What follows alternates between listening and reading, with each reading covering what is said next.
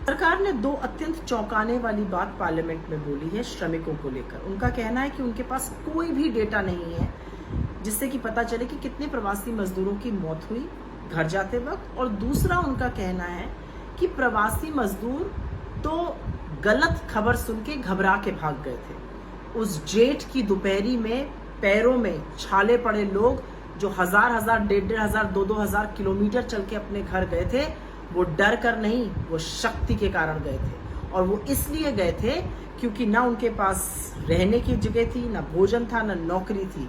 इस महामारी में वो अपने घर से कोसों दूर थे और इसलिए वह अपने घर वापस जाना चाहते थे। 45 दिन आपने उनकी कोई खोज खबर नहीं ली, और 45 दिन बाद जब बिहार का चुनाव याद आया तब आपने पहली बार उनके बारे में पूछा।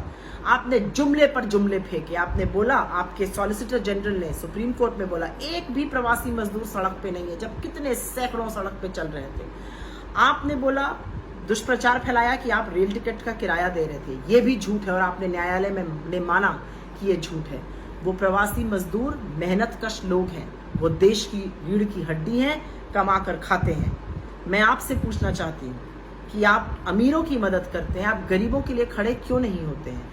क्यों नहीं आपने लॉकडाउन के लगते ही हर तरह से गांव में प्रधानों से डेटा मांगा कि कहाँ कहाँ प्रवासी मजदूर हैं? क्यों नहीं स्पेशल बसें चली? क्यों नहीं ट्रेनें चली? क्यों लोगों को अपनी जान गंवानी पड़ी? क्या हम वो भयावह दृश्य भूल सकते हैं जब छोटे छोटे बच्चों को गोदी में उठाए, माँ बाप को कंधे पे टांगे खींचते हुए लोग अपने घर की ओर जा रहे थे? क्या इस महामारी में आपने गरीब की टोह ली थी? और आज आप सीना चौड़ा करके कहते हैं कि आपको पता ही नहीं है कि कितने लोगों की मौत हुई है। उनकी मौत और उनके खून से आपके हाथ रंगे हुए हैं, ये भूलिएगा मत। ये देश आपकी उदासीनता और आपकी अवहेलना भी नहीं भूलेगा, क्योंकि प्रवासी मजदूरों के साथ जिस सौतेले व्यवहार को आपने किया है वह निंदनीय है। धन्यवाद।